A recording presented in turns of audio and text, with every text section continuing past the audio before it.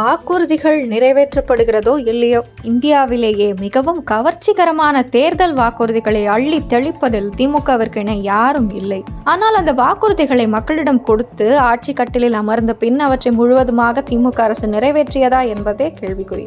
2017க்கு பிறகு ஜல்லிக்கட்டு விளையாட்டு தமிழர்கள் மத்தியில் உணர்வுபூர்வமாக கலந்ததை தெரிந்து கொண்ட திமுக அவர்களை குளிர்விப்பதற்காக 2021 சட்டமன்ற தேர்தல் வாக்குறுதி எண் 373 ஜல்லிக்கட்டு காளையை பராமரிப்பவர்களுக்கு மாதம் 1000 ரூபாய் ஊக்கத்தொகை என்ற வாக்குறுதியை வீசியது என்பதே உண்மை. இந்த நிலையில் கொடுத்த வாக்குறுதியை நிறைவேற்றாமல் இந்த வருடம் நடந்த அலங்காநல்லூர் ஜல்லிக்கட்டு போட்டியை நேரில் சென்று பார்த்து மகிழ்ந்தார் முதல்வர் மு க ஸ்டாலின். சிறந்த மாடுபிடி வீரர்களுக்கு முன்னுரிமை அடிப்படையில் கால்நடை பராமரிப்பு துறையில் அரசு வேலை வழங்கப்படும். அலங்காநல்லூரில் 2 கோடியில் ஜல்லிக்கட்டு காளைகளுக்கான பயிற்சி மற்றும் உயர்தர சிகிச்சை மையம் அமைக்கப்படும் என்ற தேர்தல் கால அவசர அறிவிப்புகளை வெளியிட்டிருக்கிறார். இந்த வாக்குறுதி நிறைவேற்றப்படவில்லை என்பதை ஜல்லிக்கட்டு ஆர்வலர்கள் நன்கு உணர்ந்திருப்பார்கள் என்பது முதல்வர் ஸ்டாலினுக்கு நன்றாகவே தெரியும். இருப்பினும் அதை இரட்டிப்பு செய்ய இப்படி ஒரு அறிவிப்பை முதல்வர் வெளியிட்டிருக்கிறார்.